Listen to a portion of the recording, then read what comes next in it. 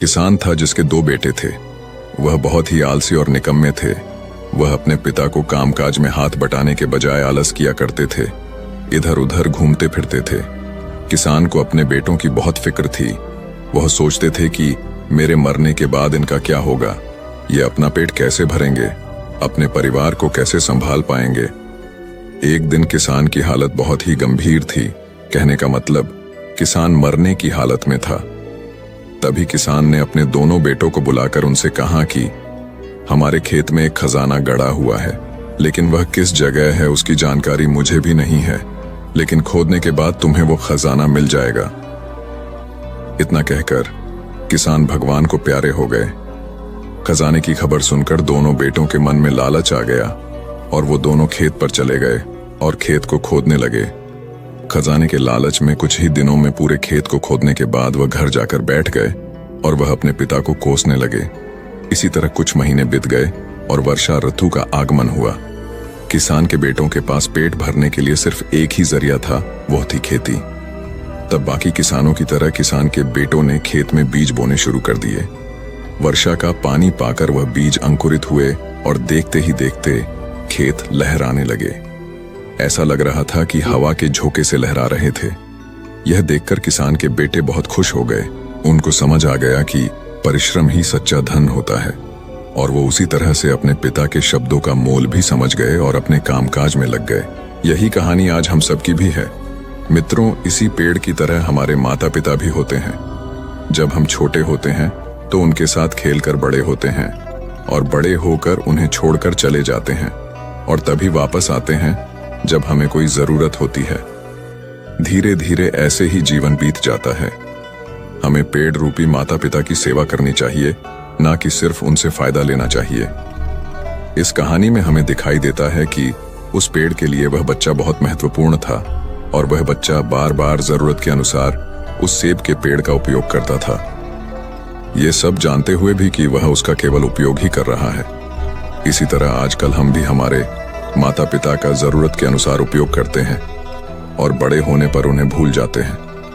हमें हमेशा हमारे माता पिता की सेवा करनी चाहिए, उनका सम्मान करना चाहिए, और हमेशा भले ही हम कितने भी व्यस्त क्यों ना हो, उनके लिए थोड़ा समय तो भी निकलते रहना चाहिए। एक समय की बात है, एक बार गौतम बुद्ध अपने शिष्यों के साथ बैठे हुए थे। तभी वहां एक व्यक्ति आया जो बहुत क्रोध में था और गौतम बुद्ध के पास आकर बहुत भला बुरा कहने लगा। गौतम बुद्ध के शिष्यों को बहुत गुस्सा आया, पर गौतम बुद्ध एकदम शांत थे। वह व्यक्ति वहां से चला गया। फिर अगले दिन वह दोबारा आ गया, और आज तो वह और भी ज्यादा गुस्से में था और गौतम बुद्ध को और भी बुरा कहने लगा। परंतु आज भी गौतम बुद्ध एकदम शांत थे और मुस्कुरा रहे थे, पर गौतम बुद्ध के शिष्यों को बहुत गुस्सा आया। वह व्यक्ति कुछ देर चिल्लाता रहा, फिर चला गया। अगले दिन वह व्यक्ति फिर आया, और आज तो हद ही कर दी उसने। आकर गौतम बुद्ध को गाली देने लगा। गौतम बुद्ध के शिष्यों को बहुत गुस्सा आया, परंतु आज भी गौतम बुद्ध एकदम शांत थे। इतना कुछ चलता रहा और बुद्ध मुस्कुरा रहे थे।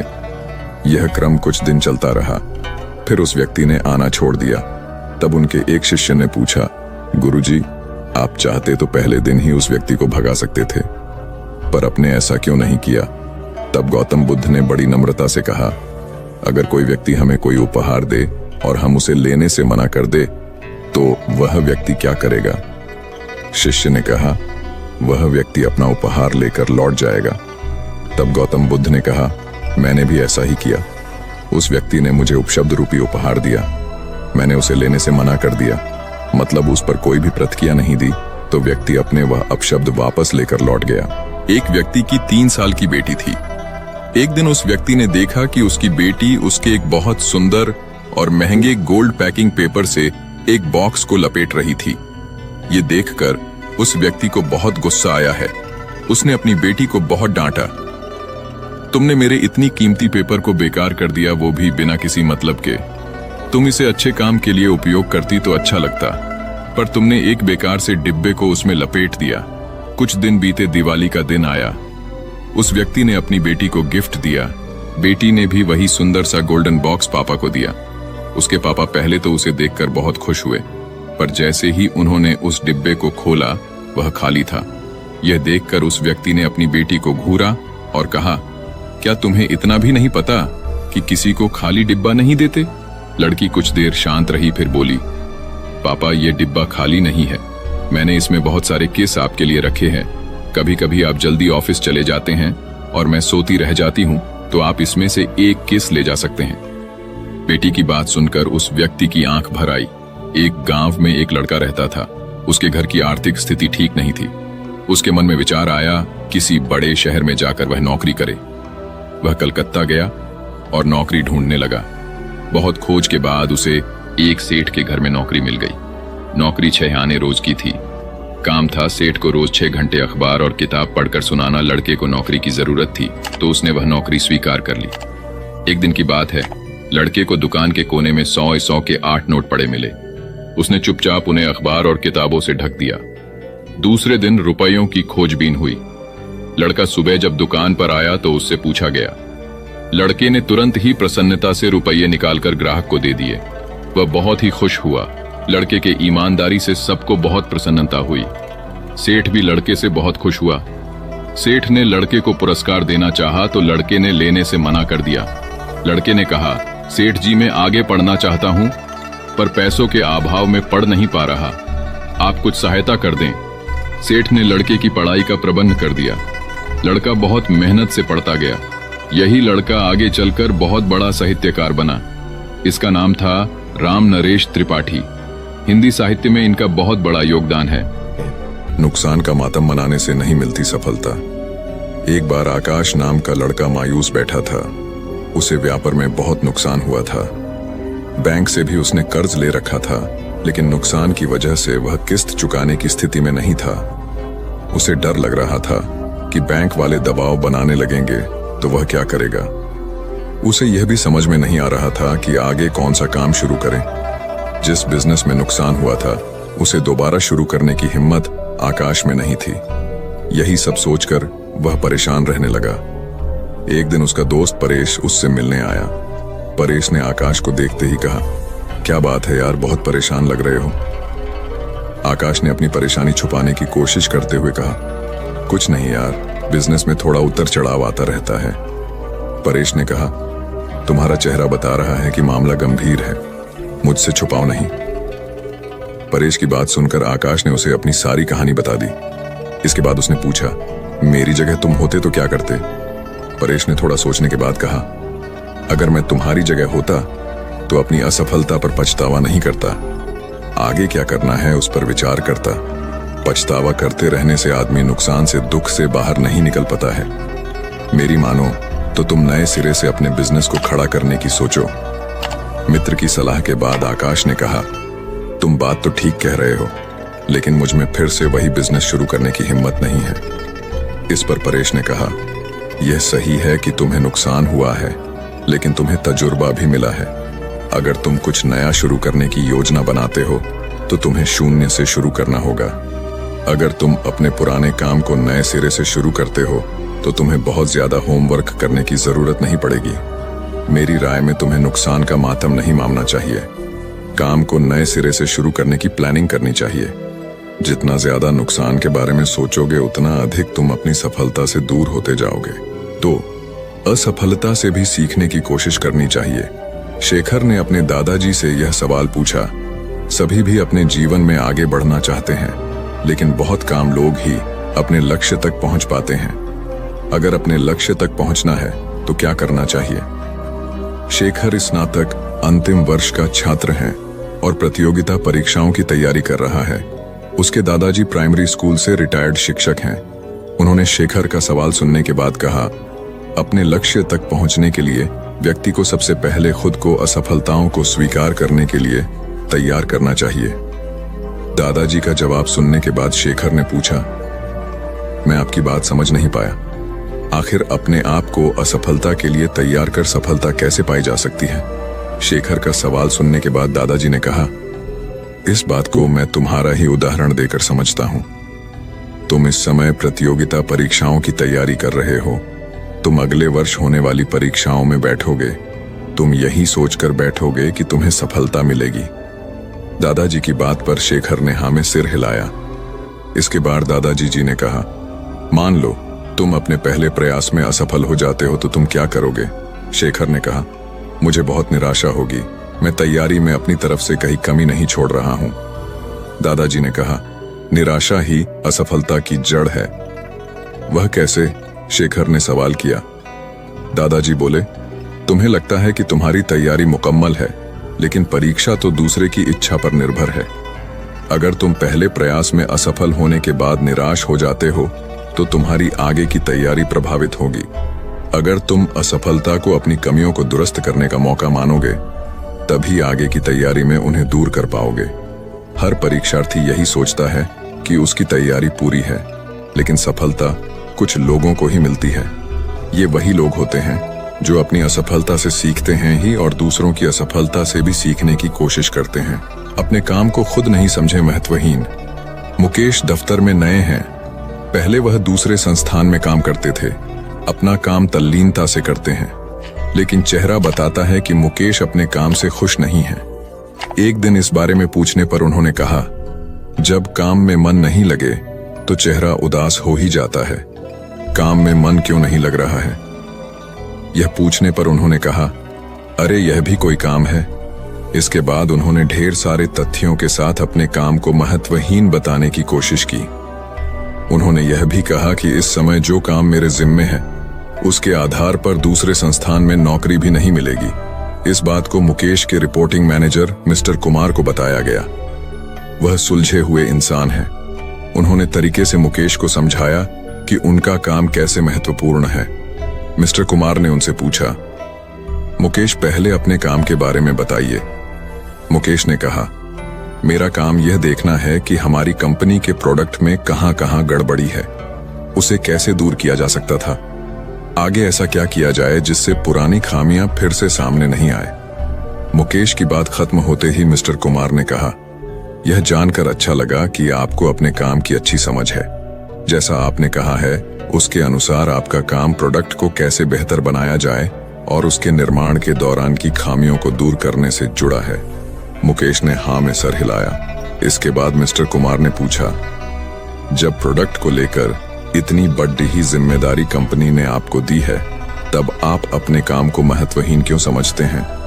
एक आम धारणा है कि जो लोग प्रोडक्ट के निर्माण से सीधे जुड़े हैं वही मेनस्ट्रीम में काम करते हैं, लेकिन हर काम मेनस्ट्रीम का होता है।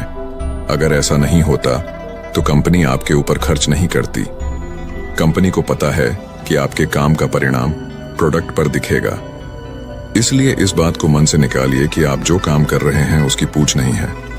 ध्यान से देखेंगे तो लगेगा कि आपका काम ही सबसे महत्वपूर्ण है। एकता और समझदारी। ऊंचे आकाश में सफेद कबूतरों की एक टोली उड़कर जा रही थी। बहुत दूर जाना था उन्हें, लंबा रास्ता था। सुबह से उड़ते उड़ते थकान होने लगी थी। सूरज तेजी से चमक रहा था। कबूतरों को भूख लगने लगी थी। तभी उन्होंने देखा कि नीचे जमीन पर चावल के बहुत से दाने पड़े थे। कबूतरों ने एक दूसरे से कहा, चलो भाई थोड़ी देर रुककर कुछ खा लिया जाए, फिर आगे जाएंगे। एक बुजुर्ग कबूतर ने चारों ओर देखा। वहां दूर दूर तक कोई घर या मनुष्य दिखाई नहीं दे रहा था। फिर चावल के ये दाने यहाँ कहाँ से आए? बुजुर्ग कबूतर ने बाकी कबूतरों को समझाया, मुझे लगता है कि यहाँ कुछ गड़बड़ है, तुम लोग नीचे मत उतरो। लेकिन किसी ने भी उसकी बात नहीं सुनी। सभी कबूतर तेजी से उतरे, दाना चुगने लगे। इतने बढ़िया दाने बहुत दिनों के बाद खाने को मिले थे। वे बहुत खुश थे। जब सभी ने भरपेट खा लिया तो बोले, चलो भाई अब आगे चला जाए। लेकिन यह क्या? जब उन्होंने उड़ने की कोशिश की तो उड़ ही नहीं पाए। दोनों के साथ साथ वहां एक चिड़ीमार का जाल भी था जिसमें उनके पांव फंस गए थे। उन्हें अपनी गलती पर पछतावा हुआ। बूढ़ा कबूतर पेड़ पर बैठकर सब देख रहा था। उसने जब अपने साथियों को मुसीबत में देखा तो फौरन उड़ा और चारों ओर देखा। दूर उसे चिड़ीमार आता दिखाई दिया। वह फौरन लौटा और अपने साथियों को बताया। सब वहां से निकलने का उपाय सोचने लगे। तब बूढ़े कबूतर ने कहा, दोस्तों एकता में बड़ी शक्ति होती है। सब एक साथ उड़ड होगे तो जाल तुम्हें रोक नहीं पाएगा। उसने गिना, 1 2 3। उड़ो। सारे कबूतरों ने एक साथ जोर लगाया और जाल उनके साथ उठने लगा। जब तक चिड़ीमार वहां पहुंचा तब तक जाल काफी ऊपर उठ चुका था। वह देखता ही रह गया और कबूतर जाल लेकर उड़ गए। बूढ़ा कबूतर सबसे आगे उड़ रहा था। काफी देर उड़ने के बाद वे नीचे उतरे। वहां कबूतरों के दोस्त चूहे रहते थे। चूहों ने अपने तेज दांतों से जाल काट दिया। इस तरह बूढ़े कबूतर की समझदारी और साथ मिलकर काम करने से सभी कबूतर बच गए। एक शहर में एक बहुत अमीर व्यक्ति रहता था। उसका नाम तो था धनीमल, लेकिन था वह बेहद कंजूस। उसका कहना था कि अगर आप अपना पैसा अपने पास रखेंगे तो सबको पता चल जाएगा कि आपके पास बहुत पैसे हैं। फिर चोर डाकू आपके पीछे पड़ जाएंगे और सारा पैसा लूट कर ले जाएंगे। इसलिए वह अपना सारा पैसा छिपा कर रखता था और खुद एक बहुत गरीब व्यक्ति के समान रहता था।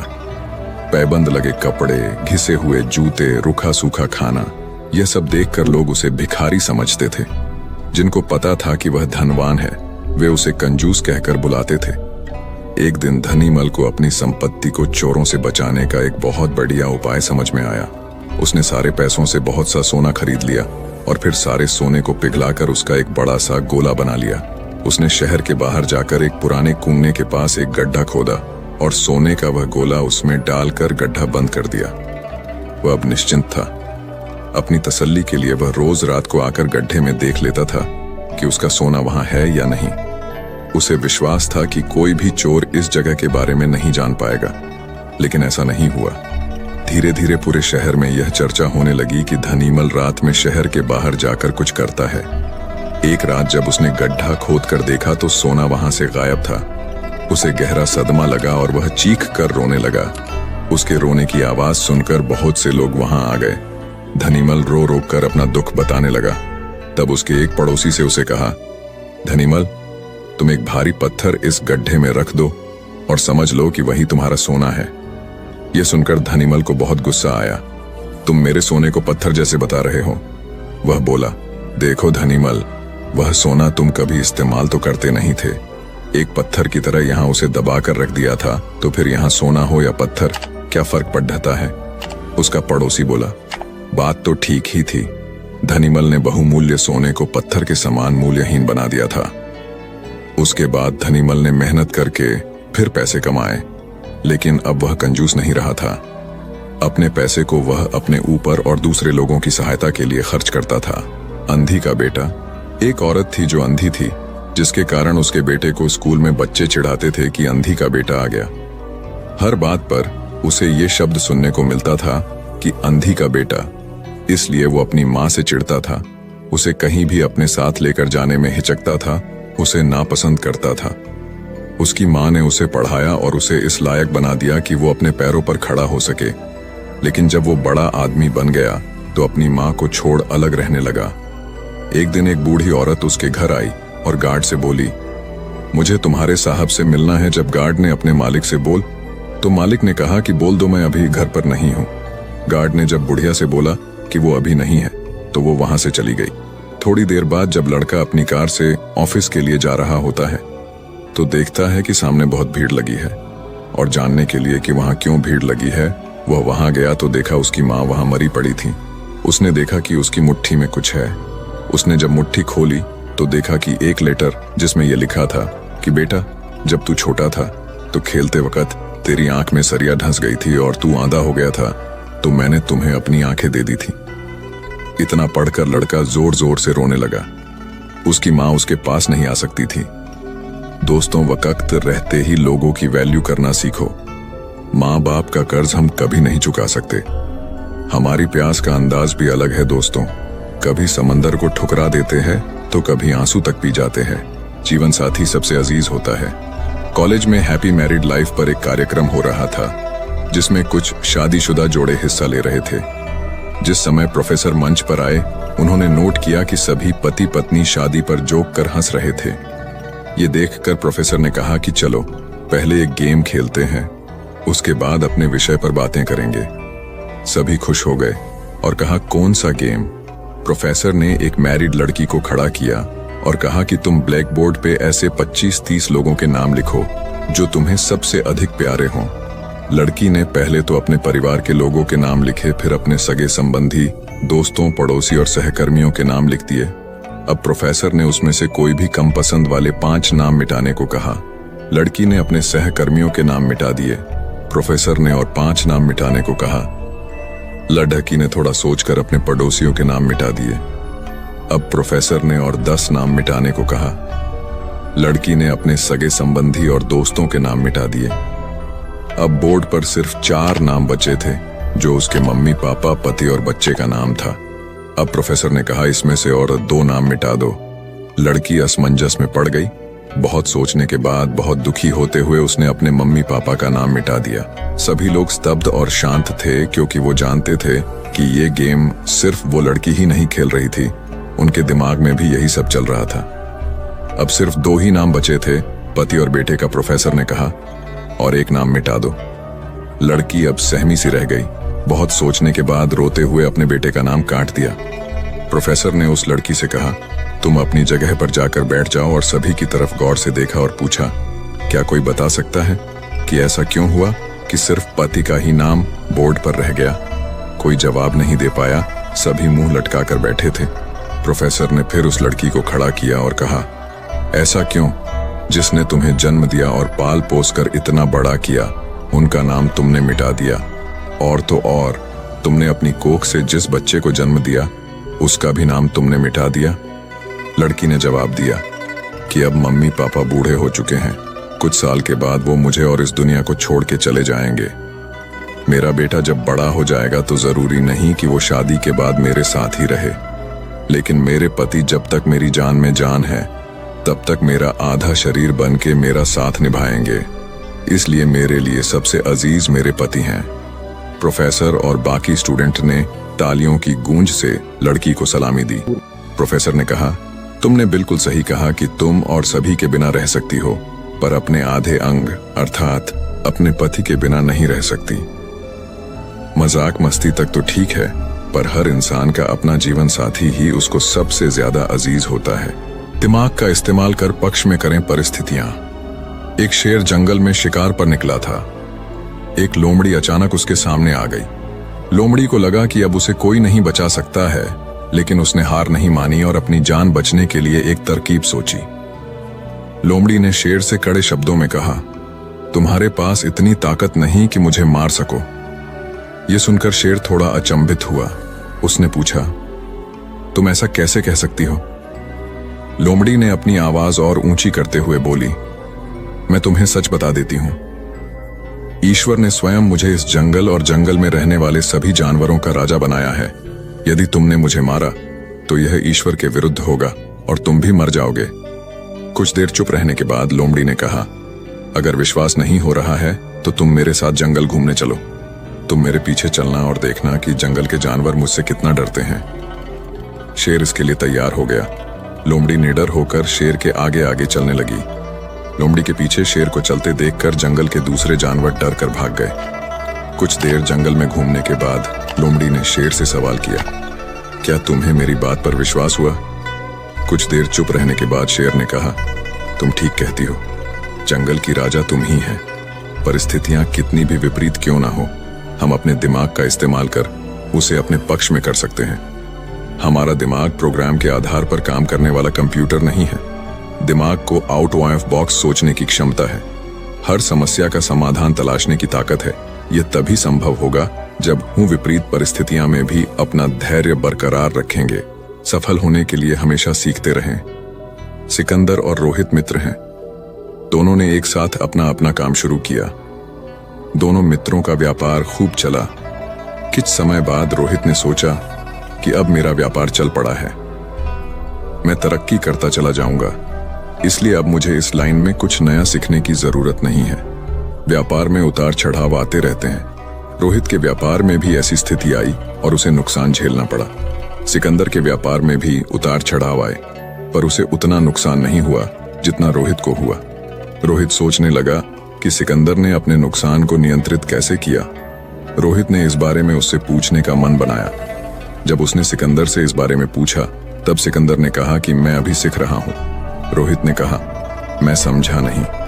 सिकंदर ने अपनी बात समझाते हुए कहा, मैं अपनी ही नहीं दूसरों की गलतियों और कामयाबी से भी सीखता हूं। इससे मेरे जीवन में एक जैसी परेशानी बार बार नहीं आती। अगर आती भी है तो आसानी से हल हो जाती है। सिकंदर की बात सुनकर रोहित को अपनी गलती का एहसास हुआ। उसे एहसास हुआ कि शुरुआती सफलता के बाद उसने सीखना एकदम छोड़ दिया था। यही वजह है कि अपने व्यापार में होने वाले नुकसान का आकलन वह नहीं कर पाया। जीवन में सफल होने के लिए सीखते रहना जरूरी है। इंसान को हमेशा सीखते रहना चाहिए। इससे उसके भीतर नकारात्मक विचार नहीं आते हैं, बल्कि उसमें सकारात्मक बदलाव आता रहता है और सफलता की सीढ़ियां चढ़ता रहता है। सीखते रहने वाले व्यक्ति को सफलता के अवसर भी ज्यादा मिलते हैं। सबसे बड़ी बात यह है कि इस तरह के व्यक्ति में अहंकार नहीं होता। जिसके मन में अहंकार होगा वह कभी सीखने का प्रयास नहीं करेगा। घमंड कुल्हाड़ी हुई निरुत्तर। एक बार कुल्हाड़ी और लकड़ी के एक डंडे में विवाद छिड़ गया। दोनों स्वयं को शक्तिशाली बता रहे थे। हालांकि लकड़ी का डंडा बाद में शांत हो गया, किंतु कुल्हाड़ी का बोलना जारी रहा। कुल्हाड़ी में घमंड अत्यधिक था। वह गुस्से में भरकर बोल रही थी, तुमने स्वयं को समझ क्या रखा है? तुम्हारी शक्ति मेरे आगे पानी भरती है। मैं चाहूं तो बड़े बड़े वृक्षों को पल में काट कर गिरा दूं, धरती का सीना फाड़कर उसमें तालाब कुआं बना दूं। तुम मेरी बराबरी कर पाओगे?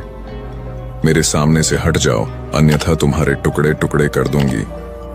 लकड़ी का डंडा कुल्हाड़ी की अहंकारपूर्ण बातों को सुनकर धीरे से बोला, तुम जो कह रही हो वह बिल्कुल ठीक है, किंतु तुम्हारा ध्यान शायद एक बात की ओर नहीं गया।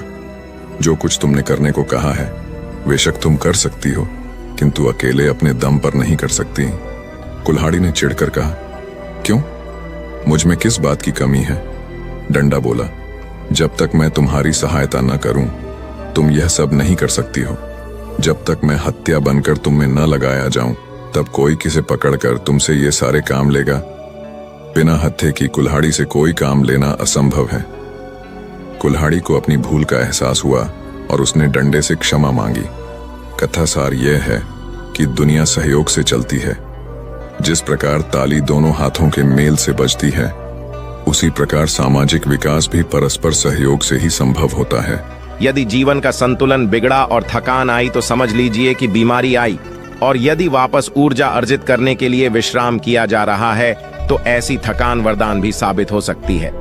इन दिनों जिस तरह की हमारी जीवन शैली है, इसमें असंतुलन बहुत अधिक है। सुबह उठने से लेकर रात को सोने तक शरीर की कुछ नियमित क्रियाएं हैं, आदमी उसे भूल गया है। गौतम बुद्ध बहुत काम करते पर कभी थकते नहीं थे। आज भी कई साधु संत उतना ही परिश्रम कर रहे हैं जितना एक कॉर्पोरेट जगत का सफल व्यक्ति करता है, और जब वे रात को सोते हैं तो पूरी बेफिक्री के साथ। बुद्ध से उनके शिष्यों ने एक बार पूछा था, आप थकते नहीं?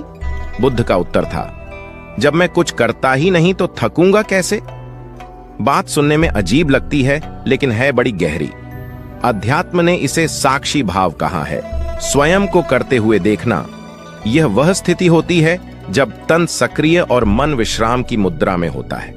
आज ज्यादातर लोग असमय अकारण थक जाते हैं, जिसका एक बड़ा कारण असंतुलित जीवन है। एक होता है थकान को महसूस करना और दूसरा है स्वाभाविक थकान, जिस समय आपकी रुचियों, इच्छाओं और मूल स्वभाव में धीमापन आने लगे, अकारण चिड़चिड़ाहट हो जाए। समझ लें कि यह थकान बीमारी है। इसलिए प्रतिदिन योग, प्राणायाम और ध्यान करें। ये क्रियाएं अपने आप में एक विश्राम है। करने वाला कोई और है, हम तो महज उसके हाथों की कठपुतली हैं।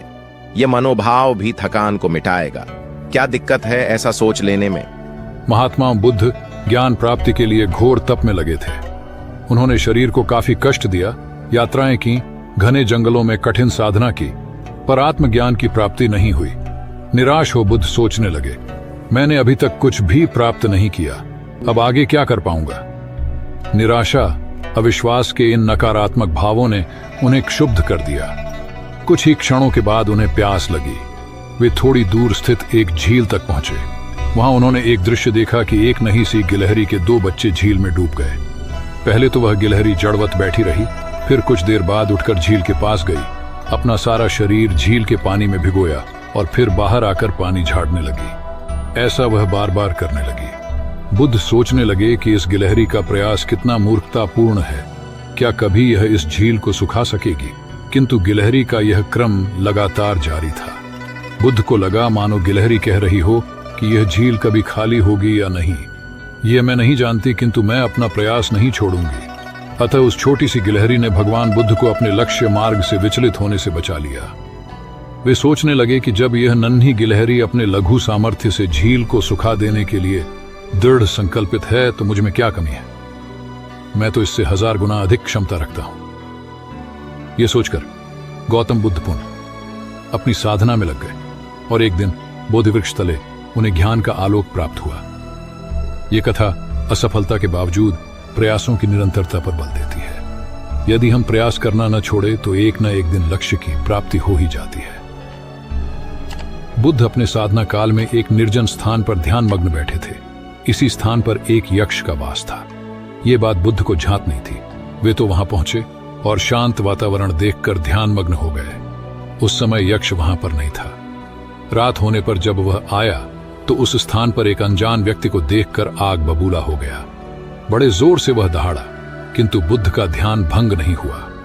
यक्ष ने उन्हें हाथी का रूप धारण कर डराना चाहा, किंतु बुद्ध यथावत ध्यान मग्न बैठे रहे। उसने बुद्ध को डराने के लिए क्रमशः शेर, चीता, बाघ आदि का रूप धारण किया, किंतु बुद्ध अविचलित ही बने रहे।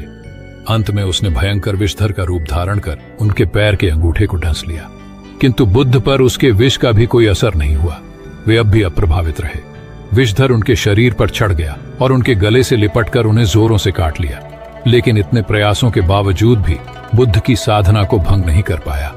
थक हार कर नीचे उतर आया और उनसे कुछ कदमों की दूरी पर लेटकर अपनी थकान उतारने लगा। ध्यान पूर्ण होने पर बुद्ध ने उसकी तरफ देखा और उसे बहुत स्नेह से दुलारा। उनका निश्चल प्रेम देखकर सर्प का विष अमृत बन गया और यक्ष ने श्रद्धापूर्वक बुद्ध को नमन किया। कहानी का सार यह है कि मन की कलुषता पर एकाग्रता, स्नेह और संभव से ही विजय प्राप्त की जा सकती है।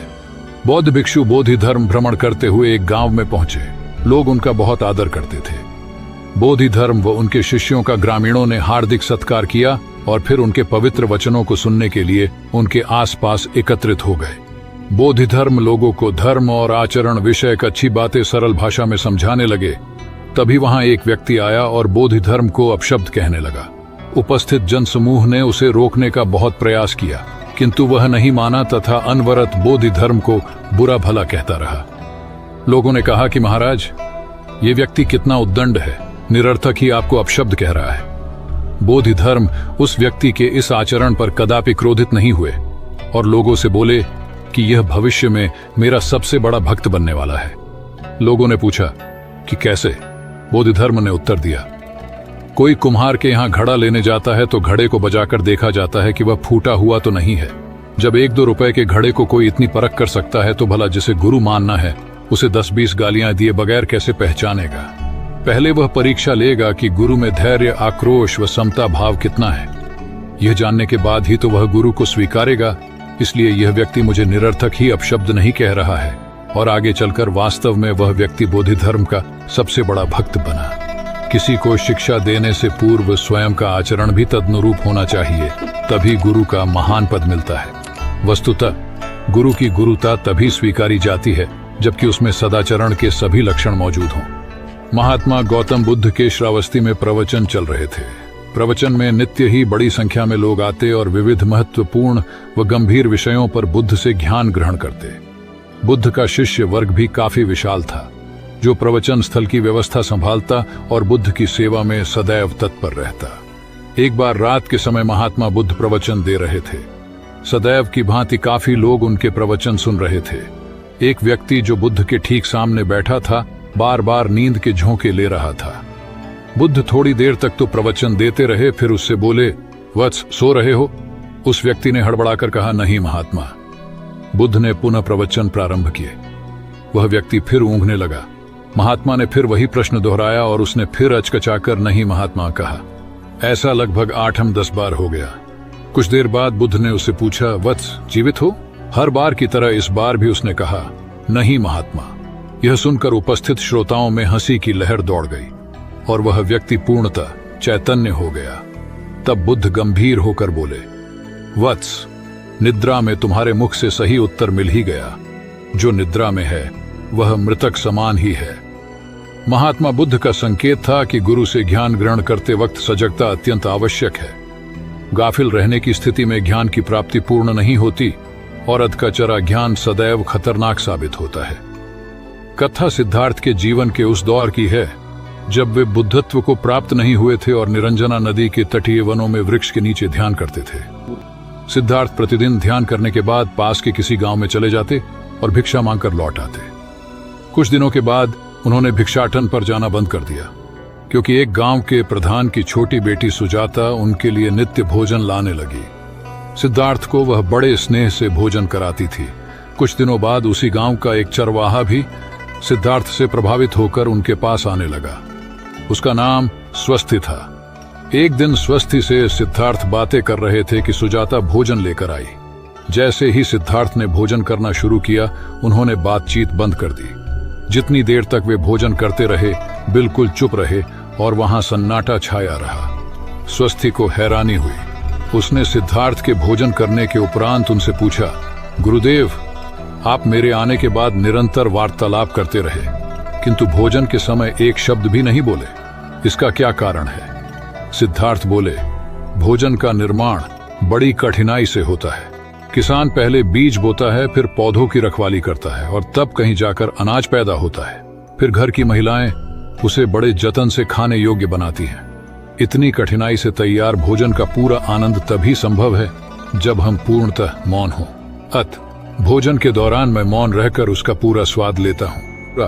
वस्तुतः शांति से किया गया भोजन न केवल शारीरिक भूख को तृप्त करता है, बल्कि मानसिक आनंद और सात्विक ऊर्जा भी देता है। सम्राट अशोक संपूर्ण भारत को अपने राज्य में मिलाना चाहते थे, पर कलिंग के युद्ध में हुए रक्तपात को देखकर उन्हें अत्यधिक दुख पहुंचा।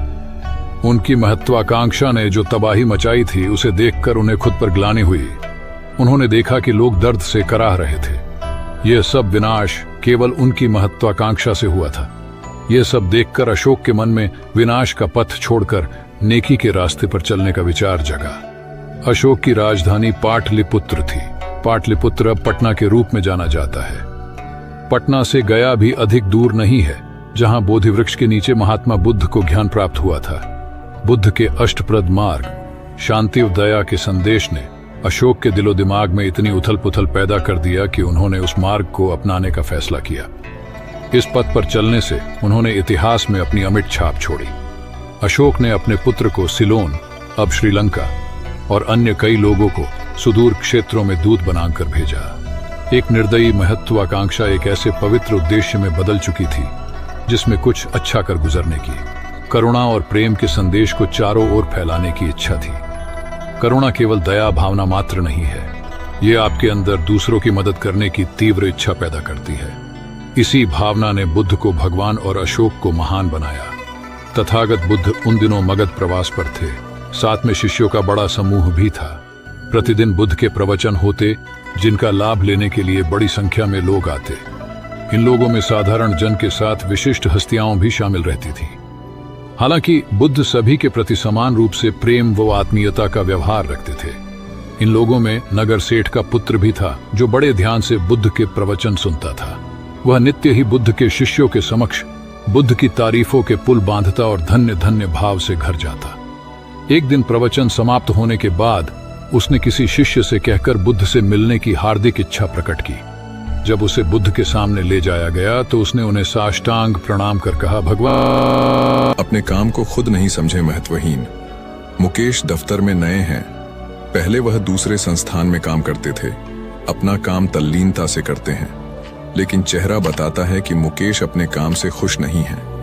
एक दिन इस बारे में पूछने पर उन्होंने कहा, जब काम में मन नहीं लगे तो चेहरा उदास हो ही जाता है। काम में मन क्यों नहीं लग रहा है?